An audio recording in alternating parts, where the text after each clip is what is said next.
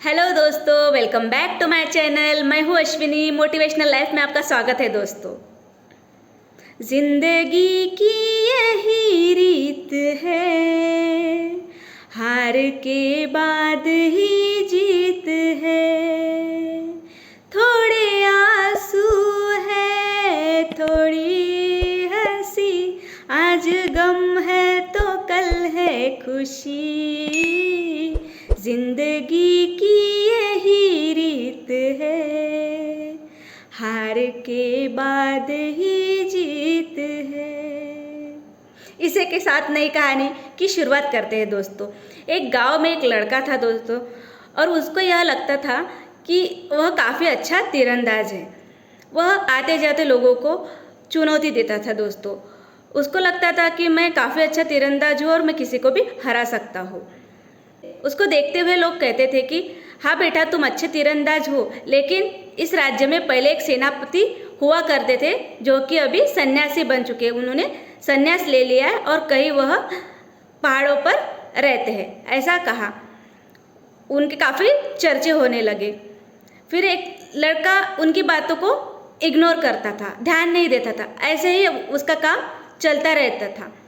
वो किसी को भी चुनौती देता था और यह कहता था कि मुझसे अच्छा तीरंदाज हो ही नहीं सकता।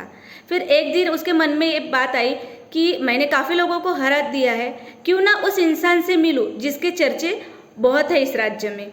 तो वह पहाड़ी की ओर चल पड़ा। दूर जाकर उसको एक झोपड़ी दिखी और वहाँ पर एक सन्यासी थे।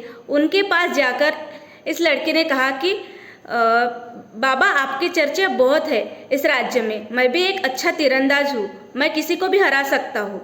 लोग आपके बारे में कहते हैं कि आप काफ़ी अच्छे तीरंदाज हो, तो मैं आपको यहाँ पर आज चुनौती देने के लिए आया। तो वो सन्यासी मुस्कुराते हुए उस लड़के की ओर देखते हैं और कहते हैं, ठीक है बेटा, लेकिन उसके पहले आपको मेरी चुनौती मान्य करनी होगी। तो लड़का नौजवान था, काफ़ी तेज था। उस लड़के ने हाँ कह दी। फिर सन्यासी और वो लड़का आगे की ओर चल पड़े। सन्यासी पहाड़ों के बीच में एक छोटा रास्ता था। लोगों ने लकड़ी का पुल बनाया था। उस लकड़ी के पुल के ऊपर से सन्यासी चलने लगा और लड़का पीछे पीछे जा रहा था।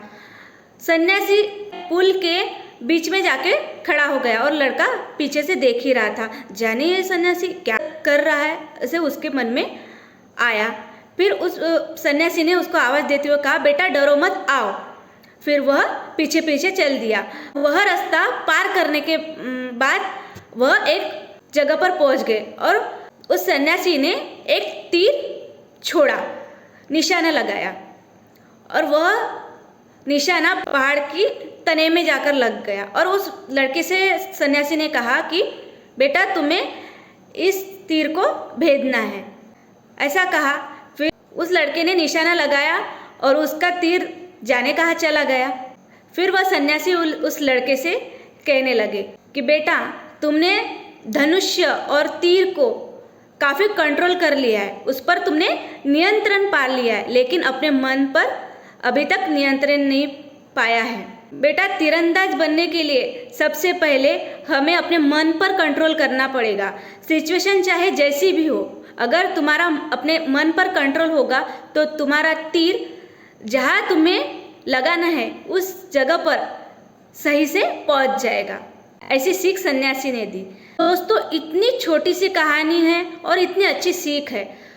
हम अपने आप को ऐसा मानने लगते हैं कि हम सर्वश्रेष्ठ हैं, हम सब कुछ कर सकते हैं, हमें किसी से कुछ सीखने की ज़रूरत नहीं है, ऐसा सोचते हैं दोस्तों। लेकिन ज़िंदगी में हमें हर पल कुछ ना कुछ सीखने को मिलता है दोस्तों। चाहे वो हमसे छोटा हो, हमसे बड़ा हो, हमारे गुरुजी, हमारे परिवारजन, हमारे माँ बाप, हमारे छोटे छोटे भाई बहन, सबसे कुछ ना कुछ सीखने को मिलता है दोस्तों। जीवन में हमें हर पल सीखते रहना चाहिए, खुद को अपडेट करता रहना चाहिए। कभी भी गर्व घमंड हमारे अंदर आना नहीं चाहिए दोस्तों कि हम परिपूर्ण हैं। लाइफ में कोई भी परिपूर्ण नहीं हो सकता दोस्तों, कुछ ना कुछ कमी हर एक के अंदर रहती है दोस्तों। इसी के साथ हम कहानी को समाप्त करते हैं दोस्तों। आपको मेरी ये कहानी कैसी लगी दोस्तों, प्लीज़ कमेंट करके बताइए। लाइक करें, शेयर करें, सब्सक्राइब करें। बाय दोस्तों।